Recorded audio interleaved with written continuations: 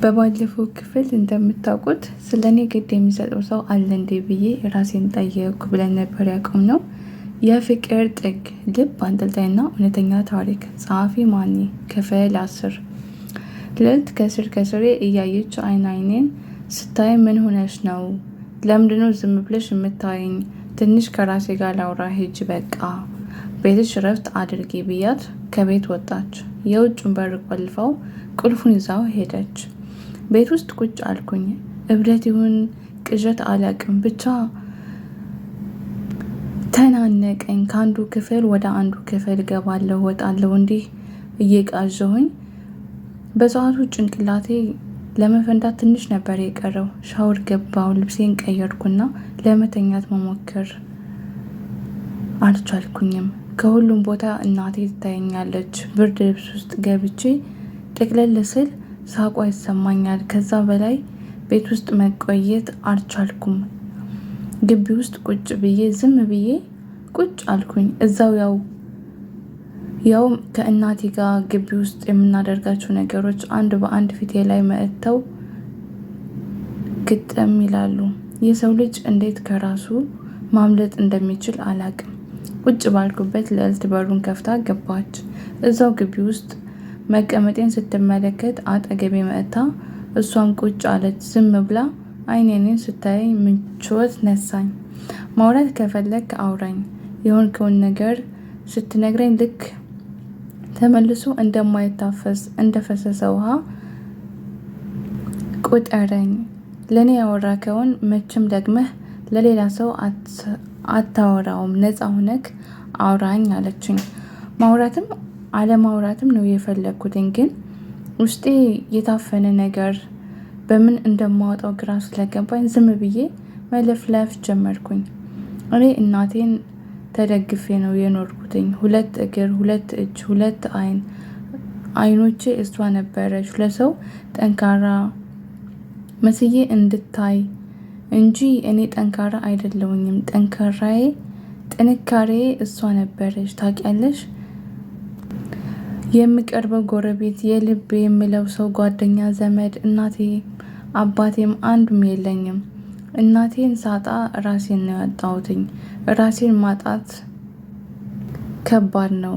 ራሴን ማጠንከር አልቻልኩም። ሌላው ቀርቶ በህይወቴ ፍቅር ቢይዘኝ እሷን ያደረገችኝን ታውቃለች አደል?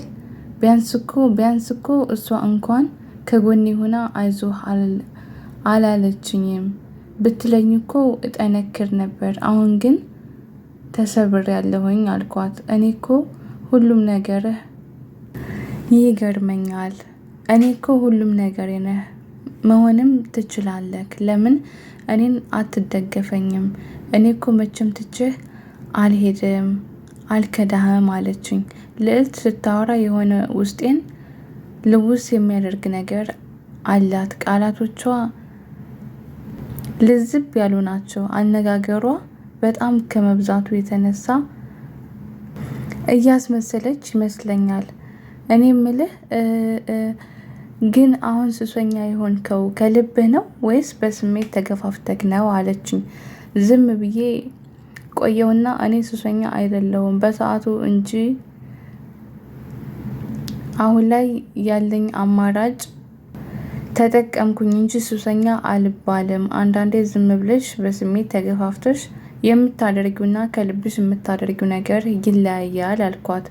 እሺ በቃ ተነስና ምግብ እንብላ፣ ሰርቼ አስቀምጬልህ ነበር አልበላከውም። ተነስተን ገባን። ቁጭ አልኩ። አቀረበች። ቀመስኩትና እናቴ ከስራ ስገባ የምታቀርብልኝ ምግብ ነው። ሙሉ ቃናው እንዴ! አንድ ጉርሻ መጉረስም አቃተኝ። እናቴ ከምትሰራው ምግብ ጋር እኮ አንድ ነው አልኳት። እኔ አይደለሁ እንዴ እየሰራው ማስቀምጥልክ? እቴቴ እኮ ላንተ አልነገረችም እንጂ ከታመመች ቆየች አለችኝ። ማለት ቀላል በሽታ አይደል ያመማትኝ? እስከምትሞት የሚያደርግ በሽታ ምን ተፈጥሮ? ቆይ እኔ የማላቀው ነገር አለ እንዴ አልኳትኝ። አዎ ማለቴ ከዛሬ ጀምሮ ቤቱን ስለመሸጥ እንዳታስብ። እቴቴ ታማ በጣም ብዙ ብር ተጠይቃ ነበረ እና ላንተ ከነገረችህ እንዳትጨነቅ አስባ ነው ዝም ያለችው አለች። ጭንቅላቴን አንዳች ነገር ጠቅ ያደረገው ያክል ተሰማኝ። አንቺ ይህንን እንዴት አወቅሽ አልኳት። እተቴ ልትሞት አካባቢ ጠራችኝ። ብዙ ነገር አውርታኝ ነበረ። ለሕክምና የሚያስፈልጋትን ብር ስትነግረኝ ቤቱን ሽጣችሁ መታከም እንደምትችል ነገርያት ነበረ። እሷ ግን ለልጄ የማወርሰው ብቸኛው ነገር ይህ ቤት ነው። ራሴን ለማዳን እሱን ባዶ እጁን አላስቀረውም አለች። እቴቴ ህይወቷን የከፈለችበትን ቤት አንተ ሽጠህ የምታጠፋው ሞራል አለህ አለችኝ። ወሬዋ ግራ ገባኝ። ልዕልት አውቀሽ ነው እንዳልሸጠው ይህንን ሁሉ የምትቀባጥሬው እንጅማ እማዬ እኔም ብቸኛ እንደማታደርገኝ እያወቀች ይህንን ቤት ትችለት ልሞት እሱን ብቻውን ይቅር ብላ አትፈርድብኝም አልኳት እያለቀሰች። እቴቴ እኮ አንተ እንዳትኮራ እንዳታዝን ብላ ነው። ምናልባት ቤቱን ሽጠህ ልጅን ባዶ እጁን አስቀረቼ እሱስ እንዴት ይኖራል? እኔስ ባልተርፍስ ከሁለት አንድ ያጣ ይሆን ብላ አስባ ነው እንጂ በአንተ ጨክና አይደለም አለች። ልቤ ታፈነ። ቤቱ አስጠላኝ፣ ከበደኝ። ተነስቼ ወደ ውጭ ወጣሁኝ። ተከተለችኝ። በእናትሽ ሰላሜን አትንሽኝ፣ ስርስሬን አትከተይም ብያትኝ ሄድኩኝ። በእናትህ እቴቴ እኮ አደራ ብላኛለች አለች። ሲጀምር አስመሳይ ነሽ። ባይሆን ኑሮ እማዬ እንደነገረች ለእኔ ትነግረኝ ነበር። እቴቴ ታማለች እና ድናት ነበረ። ሴቶች ስትባሉ ስራችሁ ተግባራችሁ የእባብ ነው፣ ዓይንሽን እንዳላየው ብያት ትቻት ከቤት ወጣሁኝ። ያው ወደ ለመድኩትኝ ኢዮብ ጋር ሄድኩና ሲያይ ምን ነው ቤቱን የሚገዛ አምጥቼ ጠፋህ በዛው አለኝ። ኢዮብ ልቤ ላይ የማላቀው ህመም እየተሰማኝ ነው። አንድ ነገር እንዳደርግ አግዘኝ አልኩት። ካልሆነ መሞቴ ነው አልኩትኝ።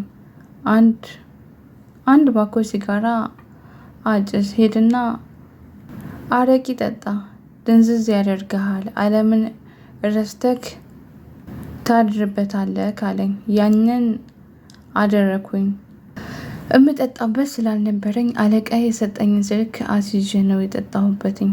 እናቴ ይህንን ቤት ላለመሸጥ እንደሞተች ከሰማሁ በኋላ እሱን ባስታወስኩ ቁጥር ውስጤ ቅጥል እያለ እየተናደድኩኝ በየደቂቃው ነው ማጭሰው። ግን አጭሸም አይበርድልኝም። ለአንድ ወር ያህል ወደዛ ቤት ፊቴን ሳላዞር ቀንና ሌሊቱ እየተመሳሰለ ኢዮብ ያደረገውን እያደረኩኝ፣ ሲሰርቅ እየሰረኩ፣ ሲጠጣ እየጠጣሁኝ፣ ሲጣላ አብሬ እየተጣላሁኝ አብረን ቆየን። ኢዮብ ጊዜ የጣለው ሰው ሆኖ እንጂ በጣም ብዙ ነገሮችን የሚያውቅ ሰው ነው። ሰው ፊት ነገሮችን እንዴት መናገር እንዳለበት ያውቃል። ህይወቱ ውስጥ የሚጠቅመውንና የሚጎዳውን ጠንቅቆ ያውቃል። ግን ደግሞ ሁሉም የሚጎዳውን ነገር ነው የሚያደርገው ማድረግ የሚፈልገው። ምክንያቱም የሚኖርበት ምክንያት የለውም። በሞትም በኖሩም የማይፈልግ ሰው ነው። እኔም እሱን እየመሰልኩ ነው። ትንሽ ከእማዬ ጋር ያሳለፍኩትን ነገር ማሰብ ስለምፈልግ ወደ መቃብሯ ሄድኩኝ። ልዕልት ቁጭ ብላ እያለቀሰች አገኘኋት። ሳያት መመለስ ስለፈለግኩኝ አብሬ ሂጄ ቁጭ አልኩኝ። ስታየኝ ይባስ ሰቅሰቅ ብላ አለቀሰች። አንተ ግን በጣም ጨካኝ ሰው ነህ። 1 ወር ሙሉ እቴቴ መቃብር ሳትገኝ ቤት ሳትመጣ እንዴት አስችሎ ነው? ምንም አትወዳትም ነበር ማለት ነው አለችኝ። ታዲያስ ቤተሰብ የዛሬው ፓርት በዚህ ያበቃል። በቀጣይ ፓርት እስከምንገናኝ ድረስ ቸር ሰንብቱልኝ። ሀሳብ አስተያየት ካለ ኮሜንት አስቀምጡ። ኮሜንት አነባለሁ። ባይ